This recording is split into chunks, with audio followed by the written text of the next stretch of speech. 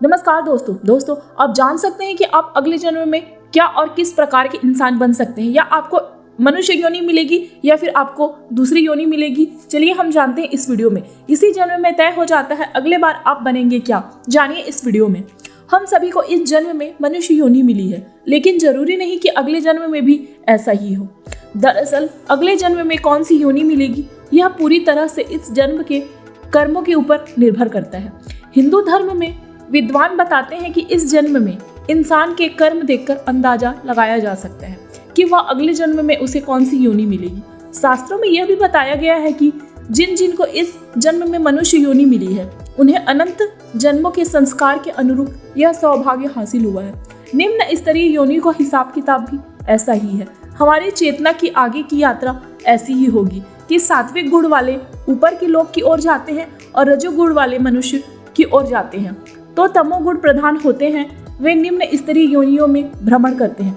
चलिए अब हम नजर डालते हैं कि कर्म और अगले जन्म के क्या क्या संकेत होते हैं। लेकिन इसे जानने से पहले दोस्तों, आप हमारे चैनल भाग्य दर्पण को अगर अभी तक सब्सक्राइब नहीं किए हैं तो आप हमारे चैनल को फौरन सब्सक्राइब कीजिए और इस वीडियो के अंत तक बने रहें, ताकि आप भी जान सके कि हमें अगले जन्म में कौन सी योनि प्राप्त होगी।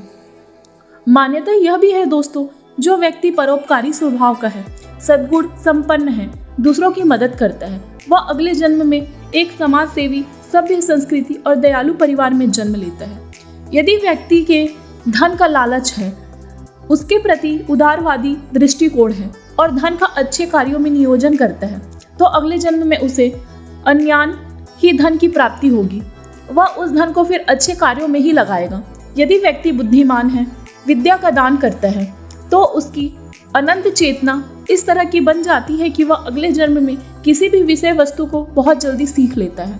इसके चलते उसे तीव्र बुद्धि या उच्च स्तरीय प्रज्ञा प्राप्ति होती है। यदि व्यक्ति विद्वान होकर भी अपनी विद्या दूसरों को नहीं बांटता है और उसे अपने तक ही सीमित रखता है, तो ऐसे व्यक्ति अगले जन्म में मतिमंद होता है।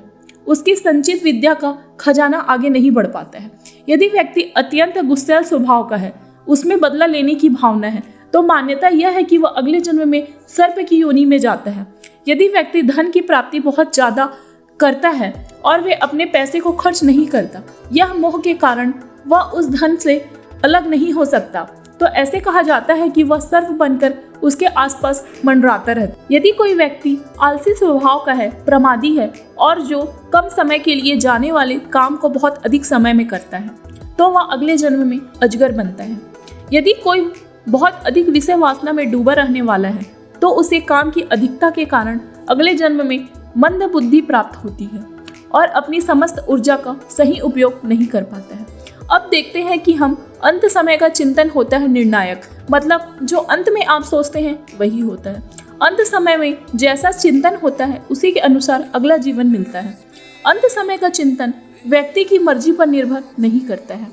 उसके जो संस्कार चले आ रहे हैं, जीवन भर जो किया है, उसका जो असर उसके मन क्षेत्र पर है, उसी के अनुसार चिंतन होगा और जैसा चिंतन होगा उसी के अनुसार अगला जन्म मिलेगा।